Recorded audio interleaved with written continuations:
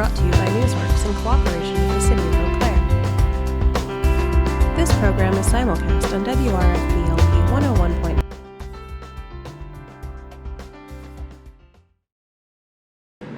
All right, Eau Claire City Council is now in session.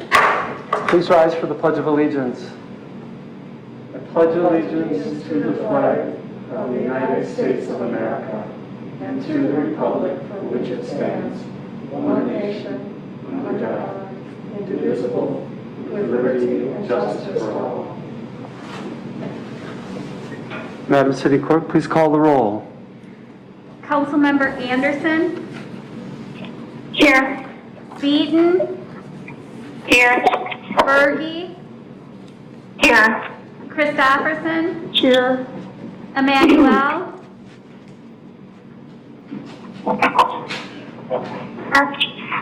Gregert? Here. Klinkhammer? Here. Lohr? Here. Wells? Here. Worthman? Here. Jean? Here. Thank you. And again, welcome to all of you joining us, both here in chamber and those joining us remotely, and to my fellow council members. Again, this is our Tuesday, September 22nd, legislative session of the Eau Claire City Council. During our legislative session this afternoon, the council members will be participating either remotely or in person to deliberate and take action on the agenda items before us today. City staff and council members have spent a great deal of time preparing for this meeting, and I have sincere appreciation for their continued work and dedication to this community.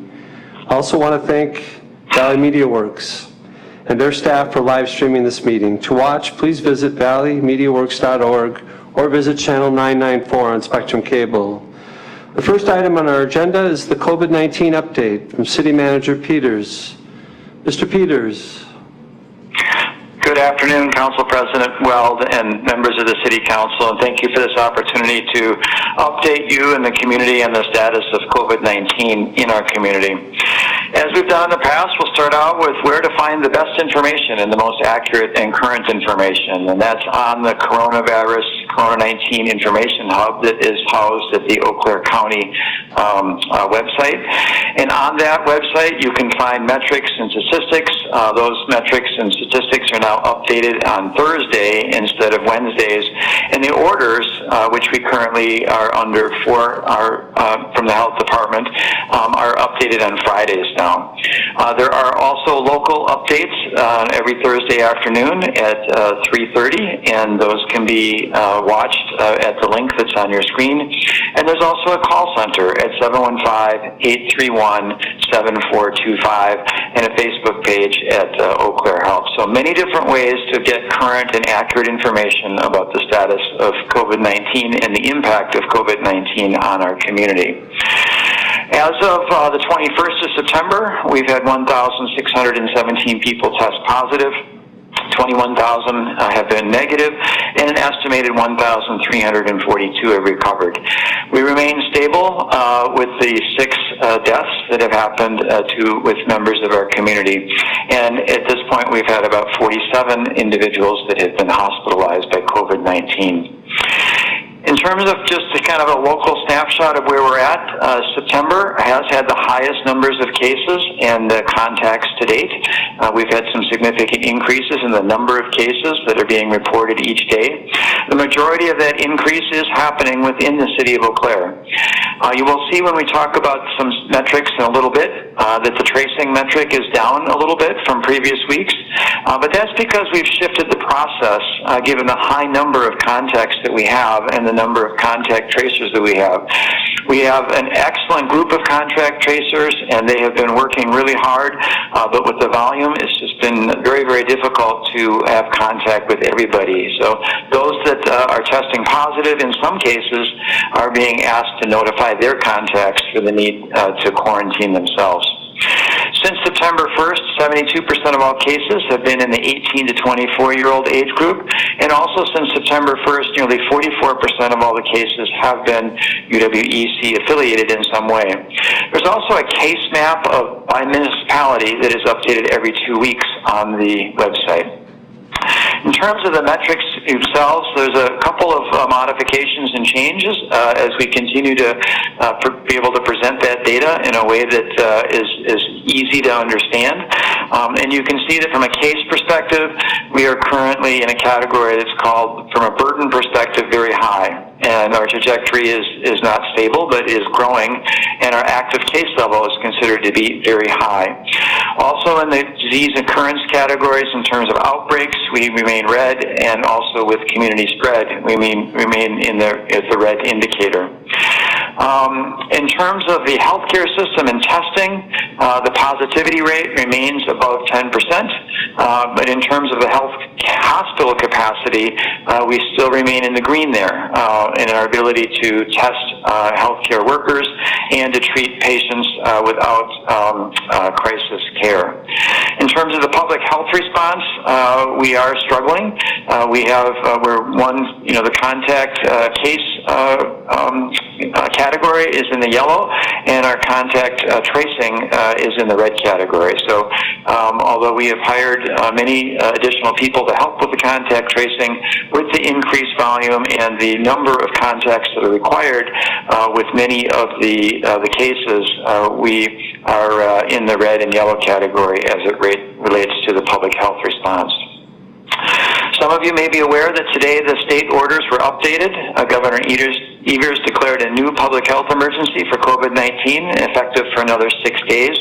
The order issued today is substantially identical relating to masks that was issued at the end of July, and there are really no new exceptions or additions to the requirement, and this order is in place until November 21st. There is a lawsuit pending against the issuing of these orders, but at this point there's been no injunction that's been issued, and we continue to monitor the status, and we're ready to respond with local legislation as that becomes necessary or warranted by the local conditions.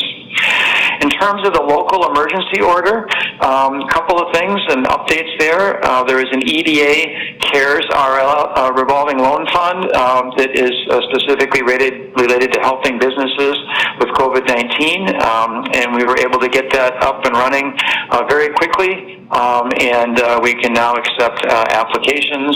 It offers zero interest loans with an option of another year for deferred payments and other details that can be found by contacting our economic development manager, Aaron White, or there'll be information on the website for that EDA CARES revolving loan fund opportunity. Hobbs continues to be on a reopening plan. We had ice that was available for users starting this last weekend. We do have a temporary mixed use of the facility with people that are experiencing homelessness. Their new temporary facility is currently being renovated and getting ready. It is the IGA store in the former Shopko Plaza, and that facility is expected to be open and available, and that population moved to the new facility the first week of October. So we have a couple of weeks where there's going to be an overlap. We have a intentional plan that's in place for physical separation and monitoring between the two populations, the people using Hobbs in the ice center and the dry floor use, as well as the separation from the people that are experiencing homelessness that are using the O'Brien rink. In terms of our transit, we had hoped to have the barriers in place for the drivers, which would allow us to begin collecting fares in August. Like so many things COVID, it just goes slower getting the materials, but the materials have arrived, and we're starting to install them, and we plan on collecting fares and going back to that function of operation with the Transit Authority on October 5th. Other updates include that the city emergency order for your consideration is later in the agenda, which would extend it to September 22nd. which would allow us to continue to work on the Hobbs reopening plan and the transit piece, as well as your meeting remotely and the support for the health order. We are still planning for the October drive-through absentee voting. We're planning on 12 to 16,000 people in the City Hall parking lot, as well as closing off portions of Dewey Street and using the fire station number 2 bays. So we'll be temporarily relocating the fire apparatus equipment and being able to use those bays. It's going to take about 40 people a day to run that operation, and we anticipate about 10 will be regular poll workers, and then about 30 city employees that will be reassigned to work that operation. The drop boxes have been installed and operational, and we are collecting. We're looking at those every day and collecting. And just kind of for reference, yesterday we had 500 ballots that were collected in the drop boxes. Again, there are 3 remote drop boxes. They're located at the festival food stores around town on the west, the east, and the south side, as well as one that is located downtown at City Hall. They are bright red and clearly marked that they are ballot boxes. In terms of next step, before you is we're bringing forward consideration of ordinances that can extend past an emergency order related to remote meetings and also the health order support. We continue to remain flexible to the changing conditions and orders that may or may not be coming from the state, making operational adjustments when needed. We're continuing to support the economic recovery plans and support the Respond Together plan from the health department. I'm available for questions that you might have, and I believe that Lisa Giese, our local health officer, is also on the call and would be available for any questions you might have at this time. Thank you, City Manager Peters. Are there any questions from council for either Mr. Peters or Ms. Giese? Councilmember Berge. Thank you, Council President. I had a question about Halloween coming up. It seems far away. They'll be here before we know it. I know other areas have begun their talk about that. So I was wondering if there's any update on what the city would do for Halloween, trick-or-treating. Sure. So we are beginning conversations about what that would look like from a community-wide perspective. I can tell you from a business perspective, there has been conversation with the downtown businesses, and there are not plans to. If you recall, the businesses in downtown and other areas have opened themselves up for trick-or-treating the evening of Halloween, and that will not be taking place this year from a business perspective. But the community-wide perspective and where we're going to be with that, some final decisions have not been made yet. Okay. Council Vice President Emmanuel. Thank you so much, Council President Wells, and good afternoon to our community, city staff, and my council colleagues. I have a question, and this is actually in regards to a future meeting agenda item on the local health officer orders. And just a procedural question, I would like to ask some questions about that, and I know that is related, I'm sure, intersects with our COVID update, so I can certainly ask it now. But just wanted to ask procedurally, would it be okay if the council president permits towards the end of the meeting for me to ask when that item is introduced?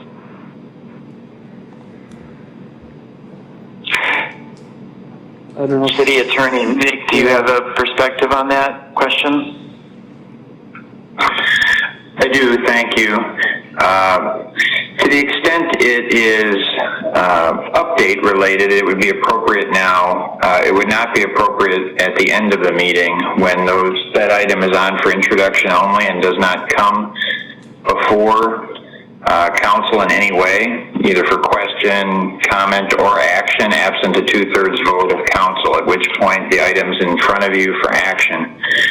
So that 2/3 vote to suspend rules is something that is potential, but absent that, there would not be a question and answer period attached to this or any other item on for just first reading.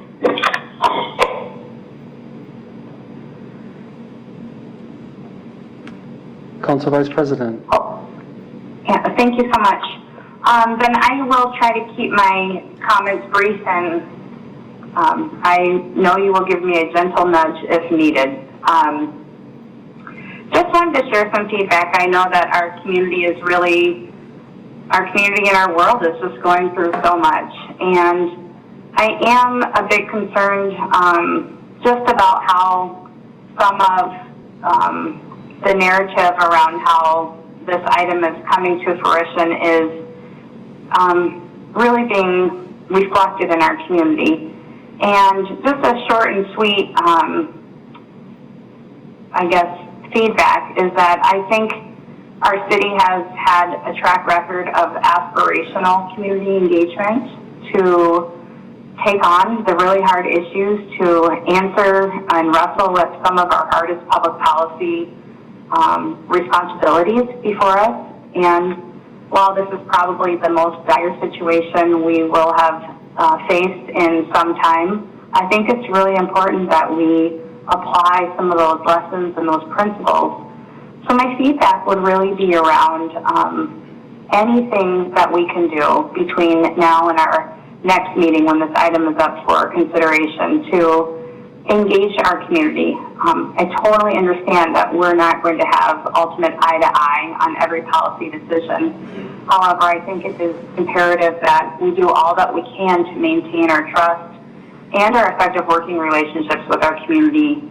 And maybe we could do something like a virtual town hall, or create some safe and meaningful space where we can really unpack this important policy decision and work to share information with our community, because at the end of the day, we're all with God. And if we can safely huddle around one another and the information that we're all wrestling with, I think that would be really helpful.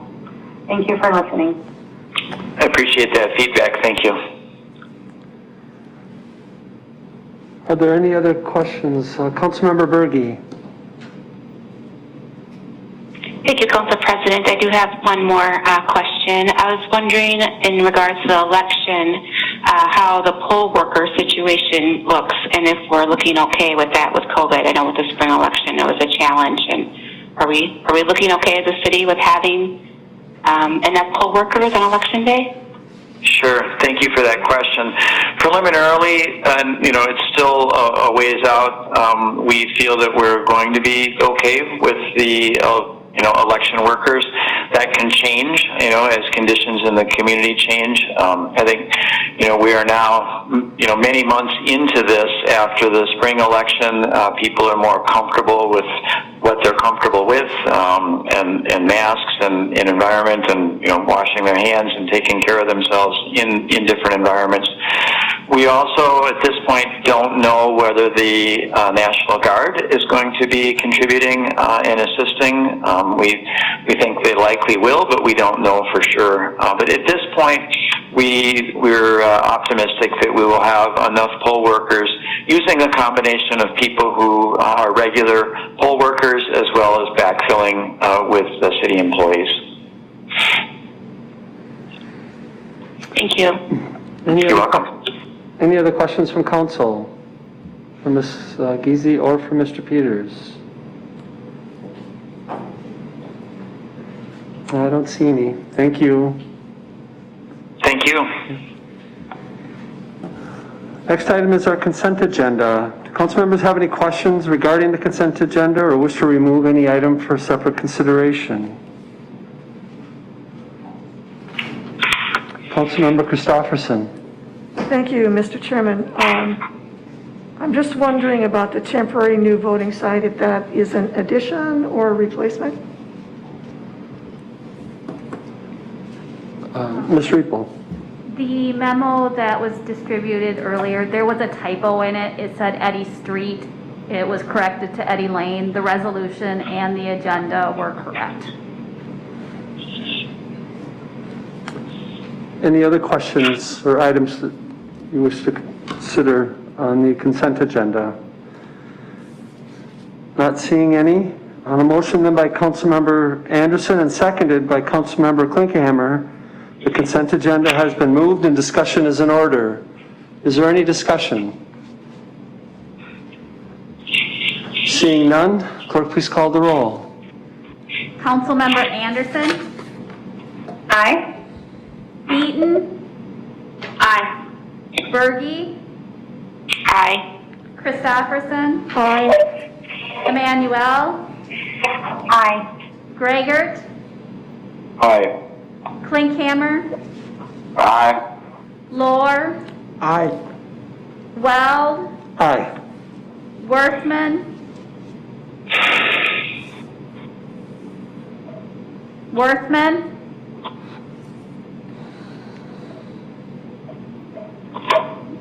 John, Aye. Worthman.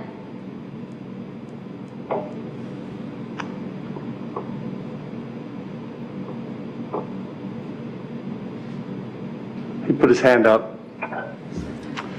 And the consent agenda passes. We have two proclamations. Thank you. We have two proclamations this afternoon. The first is recognizing International Day of Peace. And Ms. Fraze is joining us online. And I'd like to share the proclamation with all of you, and then allow Ms. Fraze an opportunity to speak following the presentation. The proclamation reads as follows: whereas the issue of peace embraces the deepest hopes of all people and remains humanity's guiding inspiration, and whereas in 1981 the United Nations proclaimed that the International Day of Peace be devoted to commemorating and strengthening the ideals of peace both within and among all nations and peoples.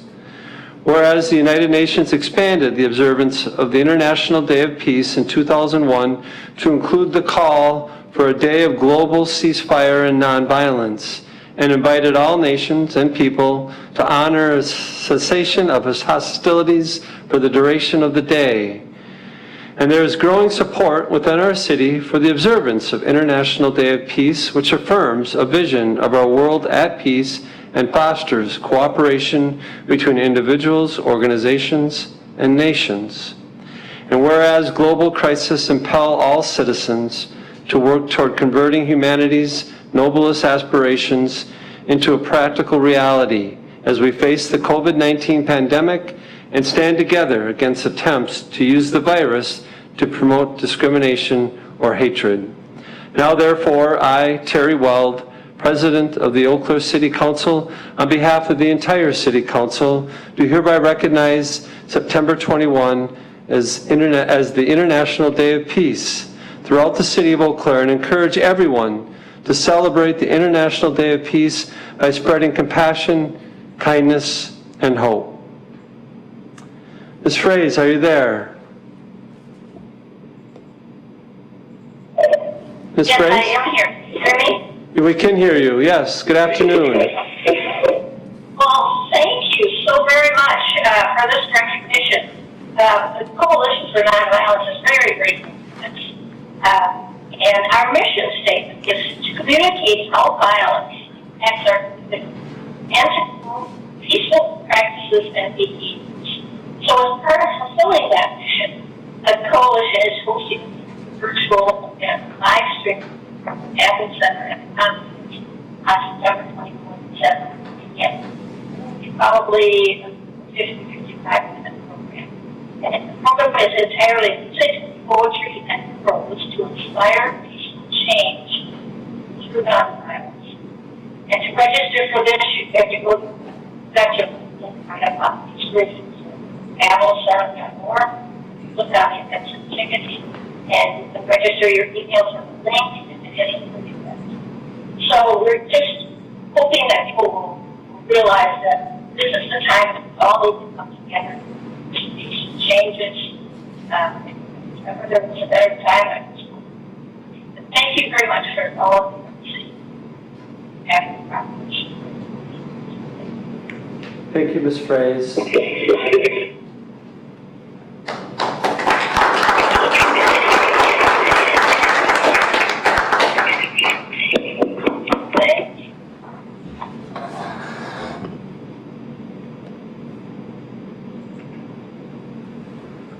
Our second proclamation is recognizing Fire Prevention Week. And we have Deputy Chief Bertrand joining us this afternoon, and I'll share the proclamation. It reads as follows. Whereas the City of Eau Claire is committed to ensuring the safety and security of all those living in and visiting our city, and statistics show that more than 1/4 of reported fires occurred in the home, with 4 of every 5 fire deaths and 3/4 of all reported injuries being caused by home fires. And whereas cooking is the leading cause of home fires, with 1/3 of these fires resulting from unattended cooking. Eau Claire's fire rescue personnel are dedicated to reducing the occurrence of home fires and home fire injuries through prevention and protection education, and will be providing fire safety education to all area pre-K through 3rd grade students, reaching over 3,500 children with age-appropriate materials. And the 2020 Fire Prevention Week theme, Serve Up Fire Safety in the Kitchen, effectively serves to remind us to stay alert and use caution when cooking to reduce the risk of kitchen fires. Now therefore I, Terry L. Well, President of the Eau Claire City Council, on behalf of the entire City Council and the citizens of Eau Claire, do hereby proclaim the week of October 4th through the 10th, 2020 as Fire Prevention Week, and urge everyone in Eau Claire to heed the important message of Fire Prevention Week and to support the many public safety activities and efforts of Eau Claire Fire and Rescue. Deputy Chief Bertrand, thank you for joining us this afternoon. Thank you, Council President Weld and other members of the Eau Claire City Council for recognizing this very important topic of fire prevention in our community. Even in the year 2020, with all of the other challenges that we're facing, fire prevention remains a very important topic as the danger of fire has not gone away. As Council President Weld stated, the leading cause of fires is fires in kitchens and while people are cooking. That risk has likely increased this year with more people at home and is not likely to go away anytime soon. This year we will be trying to address fire safety in our community and in our schools in a different way than we have in the past. We are looking at more virtual ways of educating the public, educating the children in the schools, and we have plans in place to do so during Fire Prevention Week. I often like to take this opportunity to talk about fire prevention being a part of a bigger initiative that is community risk reduction, where we spend the entire year, every year, identifying risks in our community and putting out initiatives to help try to either eliminate or mitigate and minimize all of those risks that we identify. It is something that we are not able to do alone as a department, but we work with other departments, with other organizations, such as the Eau Claire Police Department, the Health Department, City Risk Manager's Office, and our Legal Department, to name a few. We found that working through these partnerships and working together, we're able to really minimize these risks in our community, fire-related and non-fire related. So again, thank you to the City Council and to all that support us in trying to help make the people that live in, work in, and visit our community healthy and safe.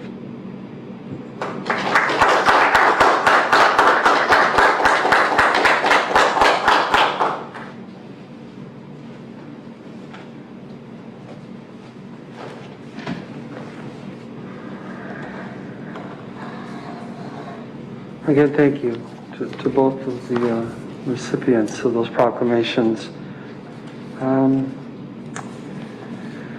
We are ready to get started with our business agenda, which is agenda item number 8, a resolution approving an offer to purchase for the sale of Lot 4 in Sky Park to Dimension X Design. Good afternoon, Ms. Basom. Good afternoon. Before you is a resolution that would authorize the sale of Lot 4 in Sky Park to Dimension X Design LLC for a proposed 18,000 square foot manufacturing and office facility. The facility would allow for a more effective operations, increased productivity, and room for future expansion. Lot 4 is approximately 2 acres with a purchase price of $45,000. With that, I would take any questions. Are there any questions for Ms. Basin in regards to agenda item number 8? I do not see any questions. Thank you. On a motion then by Councilmember Beaton and second by Councilmember Zhang, this item is moved. Is there any discussion? Seeing none, clerk, please call the roll. Councilmember Beaton, Aye. Berge, Aye. Christofferson, Aye. Emmanuel, Aye. Gregert, Aye.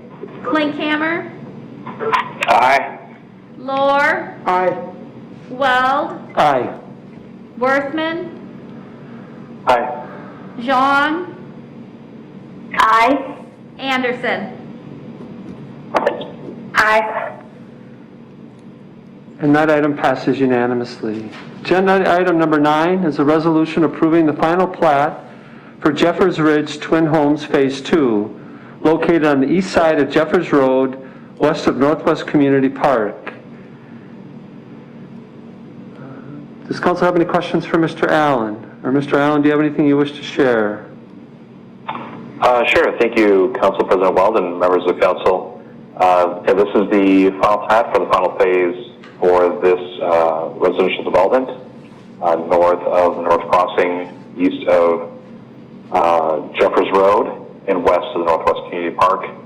This proposal, or this final plat, I should say, does provide for 32 twin home lots, which would be 16 twin home structures, and it does meet all the R2P zoning district standards. For a quick background, a plan development preliminary plat were approved by the Plan Commission and then by the City Council back in November of last year. The next agenda item before you is related to the developer's agreement for the new street, which you see there, which consists of the water main, sanitary sewer, and stormwater facilities. So with that, to go to Plan Commission for the review and recommendation for approval last week, which they're bringing before you with that, with their recommendation for approval here this afternoon. And I'll try to answer any questions if there are any. And thank you for that slide. That does show the overall development as this final plat relates to it. Thank you. Are there any questions from council for Mr. Allen? I do not see any questions. On a motion then by Councilmember Lohr and seconded by Councilmember Christofferson, this item is moved. Is there any discussion? Seeing none, please call the roll. Councilmember Berge, Aye. Christofferson, Aye. Emmanuel, Aye. Gregert, Aye. Klinkhammer, Aye. Lohr, Aye. Weld, Aye. Worthman, Aye. Zhang, Aye. Anderson, Aye. Beaton. Aye. And that item passes unanimously. Agenda item number 10 is a resolution authorizing the city manager to amend the development agreement with Wurzer Builders Incorporated for street and utility improvements within the plat of Jeffers Ridge Twin Homes to include Jeffers Ridge Twin Homes 2. I don't see Ms. Ness online. Is Mr. Allen or Mr. Solberg or either of you presenting? This is Mr. Solberg. I will be presenting this, yes. All right. Good afternoon. Good afternoon, Council President Weld and the rest of the City Council. This is the development agreement amendment to the development agreement that was originally approved by the City Council on November 26th of last year and signed by the developer and executed January of this year. The amendment modifies the financial numbers contained in the agreement to reflect the Phase 2 construction that is proposed under the recently approved final plat for that area. It's a pretty straightforward development agreement with the financial guarantees and the requirements for the city to take over infrastructure when it is completed and satisfactorily inspected. It does contain a request for sidewalk deferral.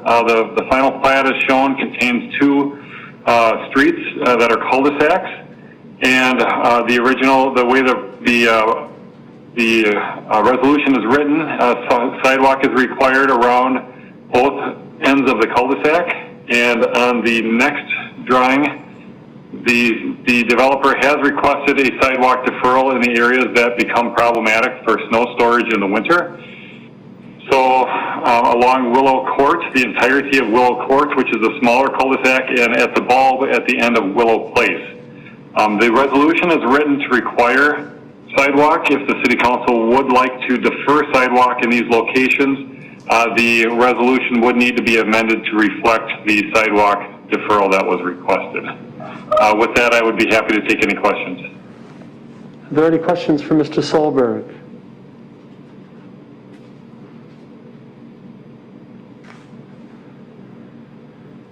I do not see any questions, Mr. Solberg. Thank you. Thank you. On a motion then by Council Vice President Emmanuel and seconded by Councilmember Beaton, this item is moved. I'm sorry, Councilmember Berge is second. This item is moved. Is there any discussion? What was it?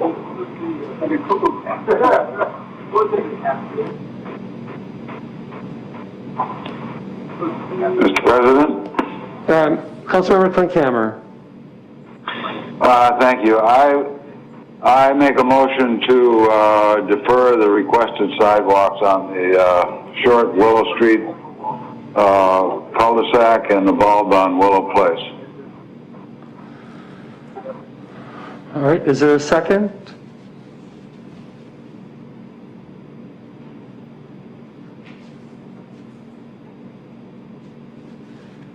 I can be second. Councilmember Lohr has seconded.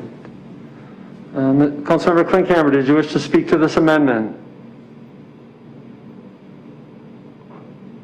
Sure. I know from previous experience that clearing snow on cul-de-sacs can be very problematic and initiate several calls because of that. So I don't see any reason to create a problem for us or for the city. Is there any other discussion?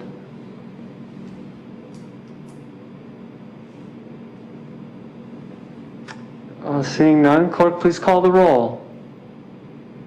Councilmember Christopherson, Aye.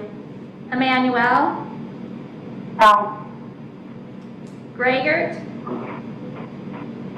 Aye.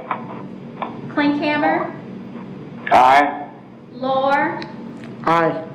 Weld, Aye. Worthman, No. Jean, No. Anderson, Aye. Beaton, Aye. Berge. No.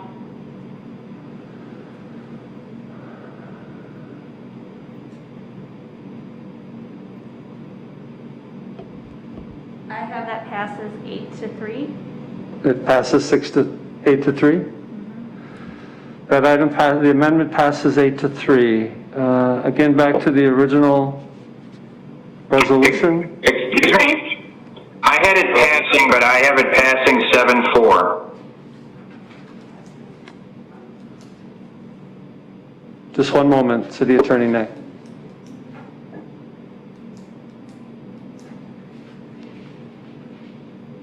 Were you asking me to wait or to speak? Just one moment, yes. I have no's for council members Berge, Emmanuel, and Worthman. I believe you. City Attorney Nick? I believe Sean, although council members obviously should speak for themselves. That's correct. Yep, I said no. Okay, Okay. thank you. So that amendment passes 7-4. Back to the original resolution. Is there any other discussion?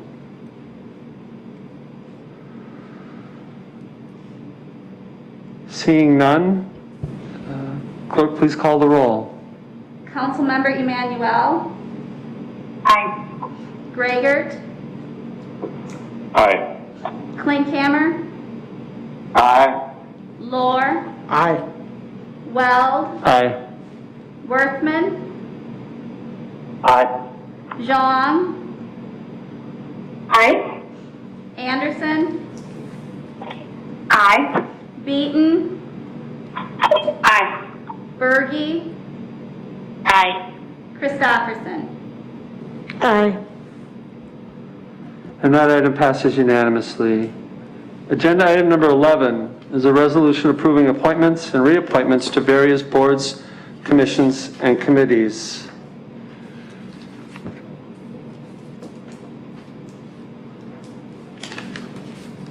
Sorry, Ms. Merle, do you have a copy of that?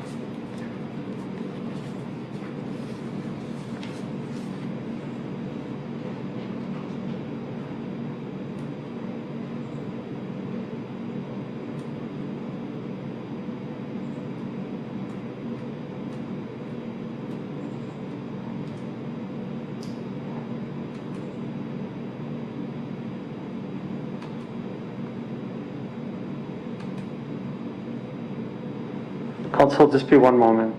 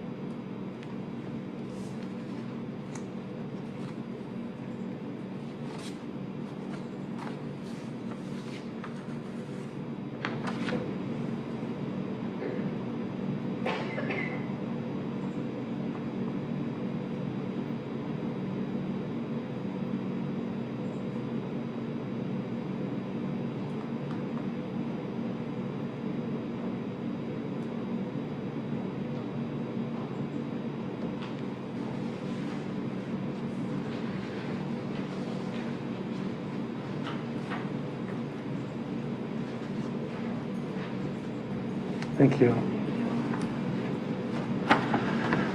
The resolution approving appointments and reappointments to various boards, commissions, and committees. Be it resolved, the City Council of the City of Eau Claire does hereby approve the following appointments and reappointments to various boards, commissions, and committees.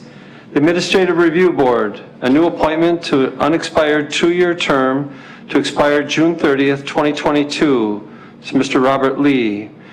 A Board of Review, a new appointment as an alternate member to an unexpired 3-year term to expire June 30th, 2023, Robert Lee. The North Barstow Medical Business Improvement District, a new appointment to a 3-year term to expire December 31st, 2022, to Carrie Cha, and a new appointment to an unexpired 3-year term to expire December 31st, 2020, to Jennifer McHugh. Transit Commission, an appointment or reappointment to a 1-year term to expire August 31st, 2021, of the UW Eau Claire Student Senate representative who will be recommended by Student Senate at their meeting of September 2020 as the UWEC student representative to Student Transit Commission. Council have any questions in regards to the slate of candidates for the appointments and reappointments? Seeing none, on a motion then by Councilmember Worthman and seconded by Councilmember Gregert, this item is moved. Is there any discussion? Seeing none, clerk, please call the roll. Councilmember Gregert, Aye. Klinkhammer, Aye. Lohr, Aye. Weld, Aye. Worthman, Aye. Jong, Aye. Anderson, Aye. Beaton, Aye. Berge, Aye. Christopherson, Aye. Emmanuel. Aye. And that resolution passes unanimously. Again, my appreciation and thanks to those that, again, continue to volunteer and to serve our community, and again, look forward to working with our new boards, commissions, and committee members. Agenda item number 12 is a resolution authorizing the issuance of not to exceed $10,830,000 aggregate principal amount of general obligation corporate purpose bonds, Series 2020A of the City of Eau Claire, and Chippewa Counties, Wisconsin, in such amount providing details, prescribing the form of bond, awarding the bonds to the best bidder, levying taxes and related matters. Mr. Winzens. Thank you, Council President Weld and members of the City Council. This presentation will actually cover agenda items 12, 13, and 14, as they're all related to our debt financing for 2020. So this morning at 9:30, we opened bids for our 2020 financing. Just as a refresher, this bid was divided into three debt issues: the 2020A, 2020B, and 2020C issues. The 2020A debt issue is our tax-exempt general obligation bonds for the following purposes. They include street improvements, infrastructure and tax incremental District 13, fire equipment, parks and public grounds, stormwater improvements, and refunding of the 2010A debt issues. That refunding being done for interest savings only, and the estimate in the pre-sale report was that we would realize interest savings of approximately $320,000. In the pre-sale report, interest rates were estimated to be 1.961%, with total interest costs of a little bit over $1.8 million. So as I indicated, we opened bids at 9:30 this morning, received 4 bids. The bids were very favorable. As I indicated previously, we were estimating interest rates of about 1.9%. The interest rates ranged from 1.5078% to 1.5419%. So very tight grouping of interest rates, and about 40 basis points below what the initial estimate was. Interestingly, the interest rates for the tax-exempt financing that we're talking about here are actually a little bit higher than the taxable financing, as we'll see when we get to issue 2020C. Staff is recommending awarding the sale to Bankers Bank, Madison, Wisconsin, at an interest rate of 1.5078%. The total interest paid is estimated to be about $1.5 million, so about $300,000 less than what we were initially estimating. And then the interest savings from the refunding of the 2010A debt issue is estimated to be nearly $400,000. So again, the interest savings is more than we were originally anticipating when the initial resolutions were brought before the City Council. Also, before you this evening is a resolution awarding the sale for 2020 B debt issue. These were tax-exempt general obligation promissory notes. Again, promissory notes being different from bonds in that notes have a maximum repayment time frame of 10 years versus bonds which have a maximum amortization of 20 years. These notes were being issued for our street improvements that are being specially assessed, for transit, and for our land, building, and equipment projects.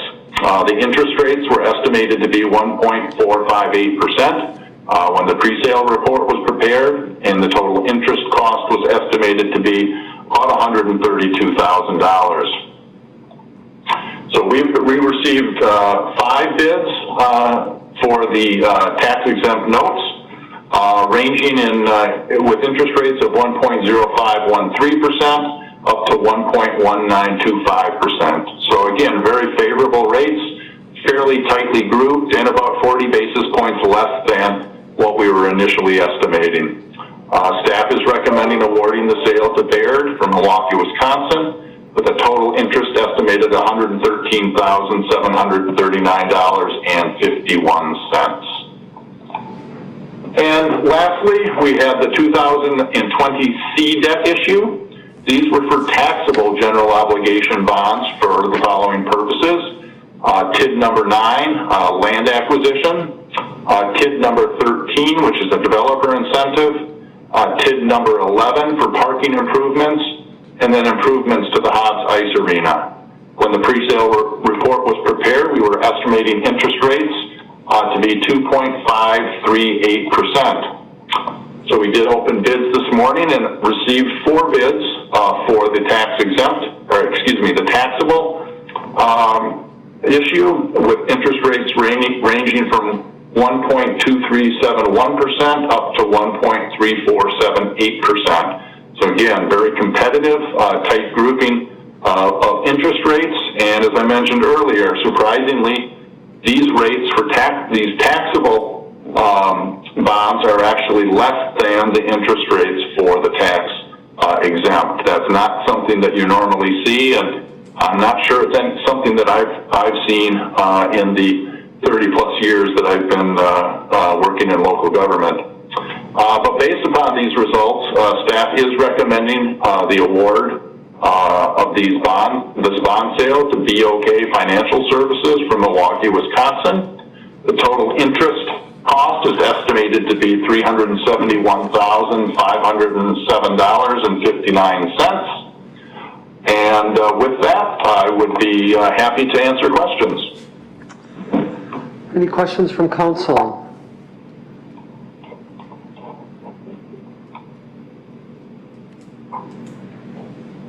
Councilmember Klinkhammer. Thank you, Mr. President. I guess my question would be, are those favorable rates that are being quoted a reflection of our bond rating, or are there things in the marketplace that are more effective of the rates? Yeah, we're really not 100% sure. I did have some conversation with our financial advisor from Ellers today about that, and it just seems like there must be something going on in the market right now that some bidders were hungry for taxable bonds. I think, as I've shared with the City Council, we actually were just recently downgraded on our bond rating by Moody's by one notch. So actually, our bond rating this year, or for these issues, is less favorable than it would have been a year ago.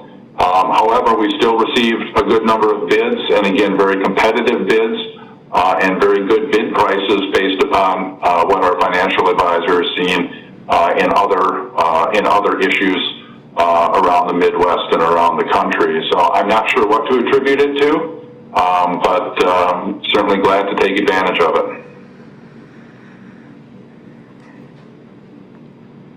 Any other questions from council?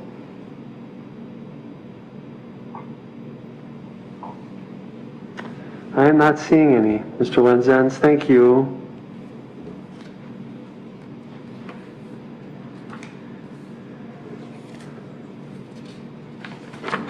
So, again, back to the original resolution, agenda item number 12.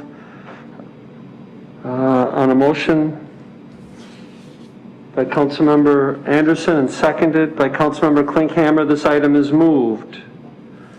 Is there any discussion? Councilmember Christopherson.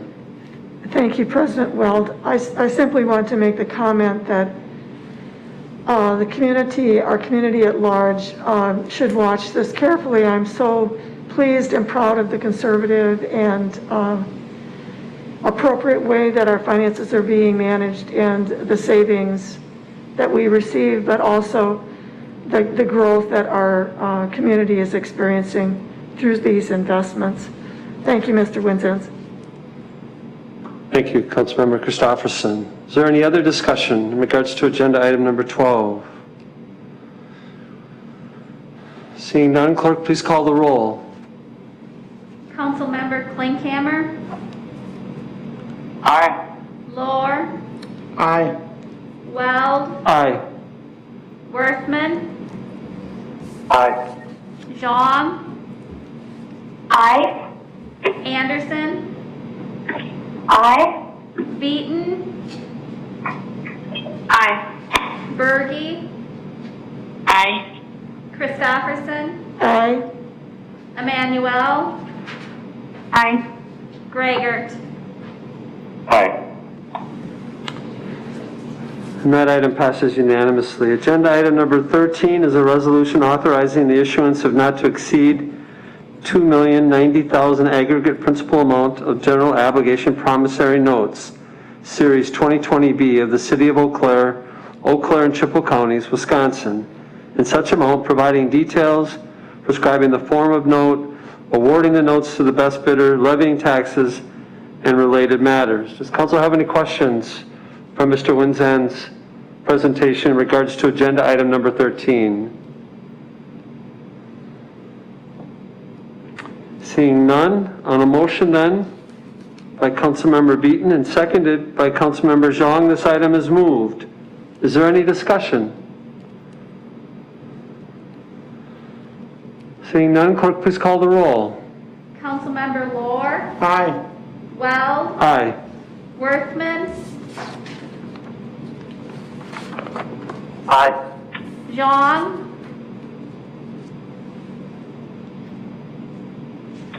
Aye. Anderson, Aye. Beaton, Aye. Berge, Aye. Christopherson, Aye. Emmanuel,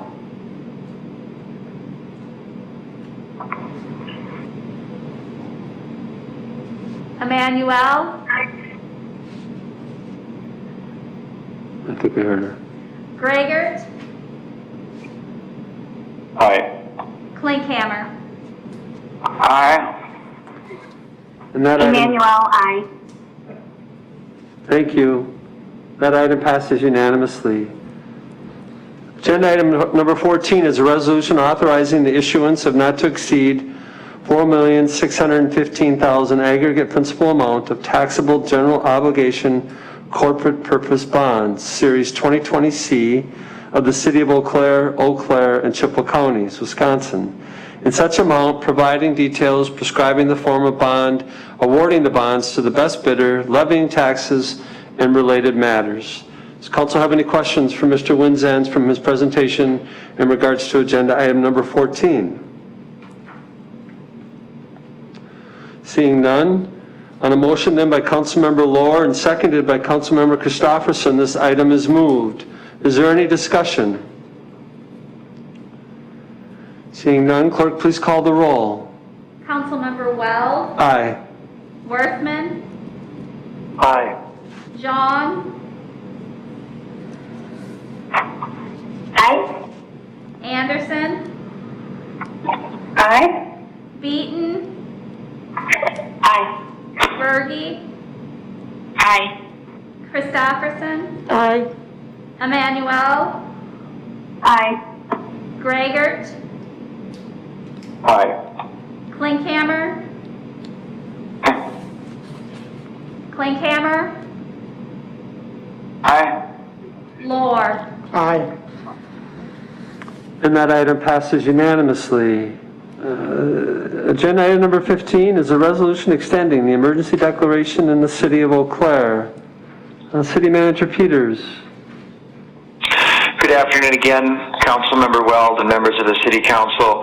Before you is a resolution extending the emergency order, and what it does is it continues to support the transition work that we're doing with Hobbs, the work that we're doing with the buses and the bus fares until we get the shields up in place. It helps us be nimble to things that might present themselves and need a quick response. It's also supporting the remote meeting that you're holding now, as well as support for the local health order that's in place. This extension would run through October 27th. Thank you. Are there any questions for City Manager Peters? Seeing none, on a motion then by Council Vice President Emmanuel and seconded by Councilmember Berge, this item is moved. Is there any discussion? Seeing none, clerk, please call the roll. Councilmember Worthman, Aye. Jean, Aye. Anderson, Aye. Beaton, Aye. Berge, Aye. Christofferson, Aye. Emmanuel, Aye. Gregert, Aye. Klinkhammer, Aye. Lore, Aye. Weld. Aye. And that item passes unanimously. Agenda item number 16 is an ordinance rezoning property located on the east side of Justin Lane, south of Arthur Street, from R1 to R3P, and to adopt the general development plan.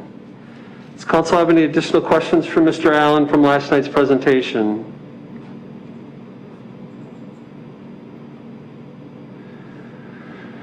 Seeing none, on a motion then by Councilmember Worthman and seconded by Councilmember Gregert, this item is moved.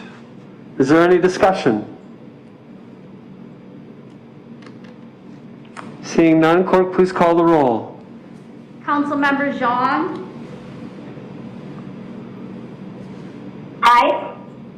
Anderson, Aye. Beaton, Aye. Berge, Aye. Christofferson, Aye. Emmanuel, Aye. Gregert, Aye. Klinkhammer, Aye. Lore, Aye. Weld, Aye. Worthman. Aye.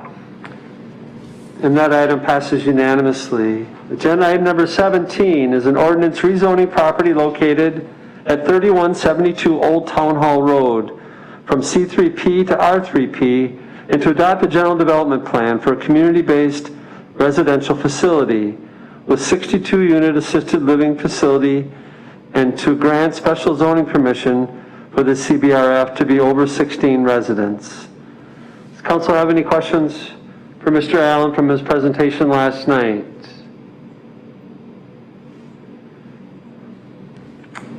Seeing none, on a motion then by Councilmember Anderson and seconded by Councilmember Klinkhammer, this item is moved. Is there any discussion? Seeing none, clerk, please call the roll. Councilmember Anderson, Aye.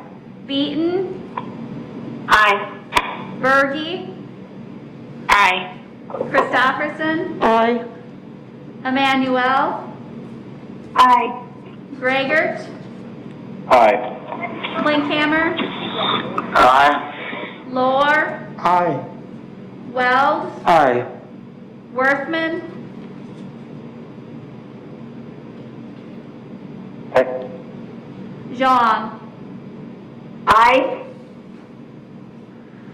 And that item passes unanimously. Agenda item number 18 is a charter ordinance amending Chapter 2.08 entitled City Council by specifically amending Section 2.08.065 entitled Meetings, Attendance from Remote Location of the Code of Ordinances of the City of Eau Claire. Adoption of a charter ordinance requires a 2/3 vote of the elected members of the governing body. Therefore, 8 affirmative votes are required of the 11 elected council members for adoption. Does council have any questions for Mr. Nick from the presentation last night? Councilmember Beaton. Thank you, Council President. I do have a question for Mr. Nick from his presentation last night. I'm trying to understand sort of the area, the legal area where the State Attorney General sort of clarified the law after COVID-19 struck in March. And I just want to make sure I'm understanding it right. So if Mr. Nick could either confirm that this is right or correct me. So it sounds like to me under state law, virtual meetings had not been permitted or because of open meetings laws. But due to COVID-19, the nuance of that law was sort of clarified that in an emergency situation like we're in right now, virtual meetings are permitted. And so first my question is if that's accurate. And my second question is this item that we're voting on. I'm wondering if I want to be sure that I understand correctly that this change in the charter ordinance only applies when we have an emergency order active. Is that correct? City Attorney Nick. Yeah, thank you for the question, Councilmember Beaton. So to the first point, yes, the Attorney General issued an opinion back on March 16th. So the AG's Office of Open Government issued an advisory. It wasn't a formal opinion, but an advisory on COVID-19 and open meetings. And basically in summary fashion, went through the concept that the open meetings law requires reasonable access by the public to be able to monitor the meetings of public bodies, and indicated that part of it, as a direct quote is, it says, to be clear, providing only remote access to an open meeting is not always permissible, as past DOJ guidance shows. But then goes on, when an open meetings is held by teleconference or video conference, the public must have a means of monitoring the meeting. DOJ concludes that under the present circumstances, a governmental body will typically be able to meet this obligation by providing the public with information in a public notice, which the city's been doing, for how to join the meetings remotely, and goes on. So it is. The advisory was linked to the current emergency pandemic, as was and is our current city code that's in front of you, that indicates we do have some flexibility to meet remotely, but it needs to be either a special meeting or an emergency setting meeting. Now, to your second point of the question, you asked, do we have to be in a declared local emergency? Currently, that is how we're getting it done, right? You just extended the local emergency, and that qualifies, I have interpreted, to be an emergency meeting.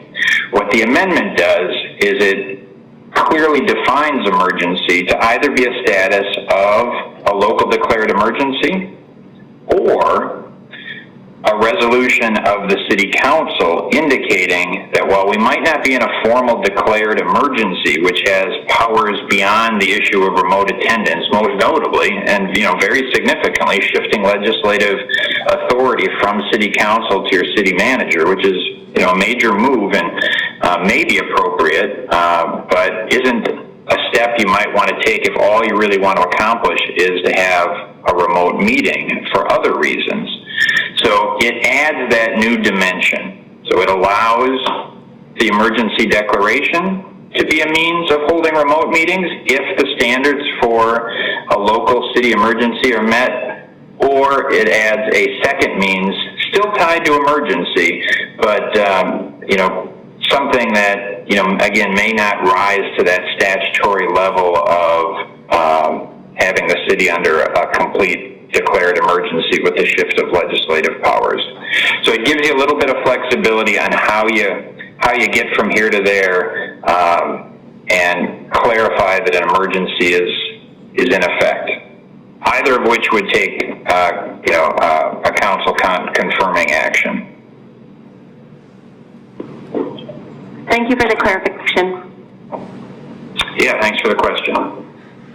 Any other questions for City Attorney? Councilmember Berge. Thank you, City President, or City Council President. I meant to City Attorney. I do have a question. If this has any impact on boards and commission meetings at all?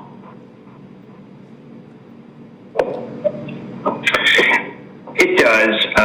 The boards and committees of the city should follow the city council's lead. So they have been meeting remotely as the city has been in a declared emergency, and would continue to be able to do so long as we're in a declared emergency, or if this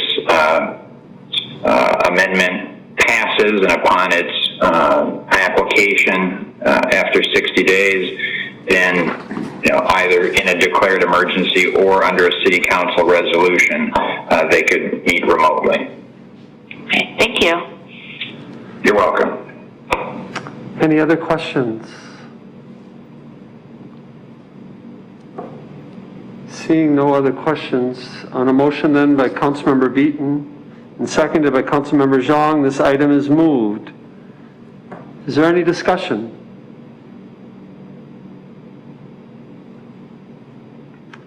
Seeing none, clerk, please call the roll. Councilmember Beaton, Aye. Berge, Aye. Christopherson, Aye. Emmanuel, Aye. Gregert, Aye. Klinkhammer, Aye. Lohr, Aye. Weld, Aye. Worthman, Aye. Zhang, Aye. Anderson. Aye. And that item passes unanimously. We have one ordinance for introduction. Agenda item number 19 is an ordinance amending Chapter 8.04 entitled Contagious Disease by creating Section 8.04.021 entitled Local Health Officer Orders of the Code of Ordinance of the City of Eau Claire. Does council wish to suspend the rules and take up this ordinance this evening? Councilmember Worthman. Thank you, Council President. I do not wish to suspend the rules and take up this ordinance at this time. I think a lot of folks have weighed in with us that they would like to continue to have their voices heard over the coming weeks on this issue. I think that's important. I think as much as we're able to allow for people to express their opinions both for and against this, is smart. So I won't be suspending the rules and taking this up. Thank you, Councilmember Worthman. Seeing no desire to take this up this evening, brings us to announcements. City Manager Peters. Thank you, Council President Weld and members of the City Council. I do have several announcements this afternoon. To Council Member Worthman's comment and Vice President Emanuel's earlier, this Friday at 10 o'clock on the 25th will be, the Chamber is hosting actually a town hall meeting on the local health ordinance, the communicable disease ordinance that was just referenced. So we will be having community engagement there, as well as making other opportunities available. Then on Tuesday, December 6th, the Chamber and CBTC are having their business community breakfast. If you'd like to join in on that, please let Kathy know. And then we start 4 work sessions. There's going to be a busy month in October with various things happening, one of which is your budget. So on the 6th at 5 o'clock on Tuesday will be the first budget work session. It will be a presentation by myself and Finance Director Winzens on the budget, and then for the next 3 Tuesdays at 5 o'clock are scheduled work sessions for you to have your questions answered and for further presentation and discussion on the budget. So on the 13th, so the 6th, the 13th, the 20th, and the 27th will all be budget work sessions. They're all Tuesdays in October. The last announcement I have this afternoon, and if you want to turn your video on for this, feel free to do so, and I would ask Renee to turn on her video. So Renee Tyler is our newest senior staff member at the City of Eau Claire. She is now our Director of Community Services. Renee comes to us with a master's degree from the Arkansas Clinton School of Public Service. She is also coming from the City of Dubuque, Iowa. And while she was at the City of Dubuque, she served as the Transportation Services Director as well as the Assistant Public Works Director. Prior to that, she worked in Little Rock, Arkansas with their fleets and the fleet management. She's very active in the APWA, the American Public Works Association, as well as ICMA, the International City Managers Association. And in 2020, she received the Public Service Award from the Arkansas Clinton School of Public Service. And she's also a published author. In 2019, she published in an APWA journal an article on transformational leadership, overcoming the challenges and welcoming diversity inclusion in the workplace. Today is only her second day on the job, and we are just really pleased to have Renee as part of our management team, and I would just ask that you all welcome Renee to our team. And Renee, yeah, there you go. Yeah, as tough as that is, we can clap. I mean, normally we would all be standing in the room together, so that's a little awkward. Renee, did you want to make a few remarks? Yes, thank you. First of all, thank you so much, Mr. City Manager. I want to express that I am totally excited to be a part of this phenomenal team. The City of Eau Claire has just wowed me over the last 2 days. I must say that staff, colleagues, everyone has been extremely welcoming. Patient, I do ask a lot of questions, so let y'all know I ask a lot of questions. They've been very patient with those questions. And, you know, this is a very well-oiled machine, so I am very grateful. I'm humbled to be a part of this and to be a part of the progressive thoughts and the change, things that we're doing. So thank you very much, Dale, and thank you very much, council members. I look forward hopefully within the next not too far future, meeting you all face to face. Virtual is nice, but I look forward to meeting everyone face to face. So thank you very much, and thanks, Dale, for allowing me to say some words. Thank you, Renee. Thank you, Ms. Tyler. We look forward to working with you and excited to have you here in Eau Claire, in our great city of Eau Claire. And again, I think we all look forward to having the opportunity to get to know you and spend some time with you. So thank you and welcome. Welcome.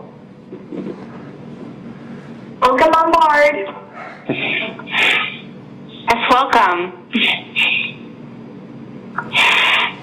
Welcome. Hope to meet you in person sometime.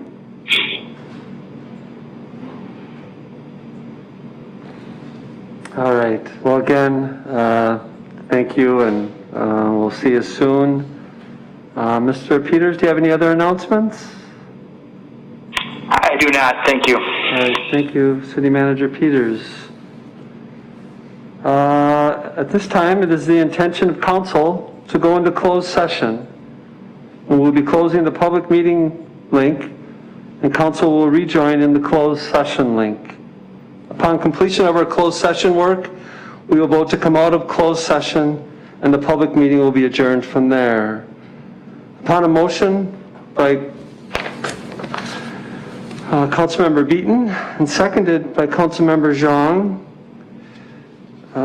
the council may go into closed session to review, discuss, and consider candidates, to invite for in-person interviews, and to review and discuss candidates for appointment to the position of interim city manager, which is permitted in closed session pursuant to section 19.851F of Wisconsin statutes, and discussion of employment, promotion, compensation, or performance evaluation data of any public employee over whom the City Council exercises responsibility, which is permitted in closed session pursuant to section 19.851C of the Wisconsin statutes. Are there any questions from council in regards to going into closed session? Seeing none, Madam City Clerk, please call the roll. Councilmember Berge,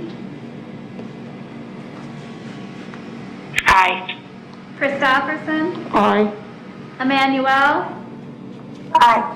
Gregert, Aye. Klinkhammer,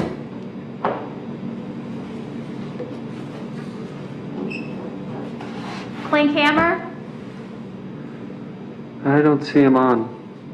Lohr, Aye. Weld, Aye. Worthman, Aye. Zhang, Aye. Anderson, Aye.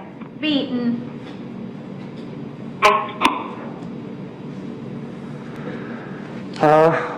We will go into closed session. Again, council members, if you want to log out of this meeting, and then, I'm sorry, what?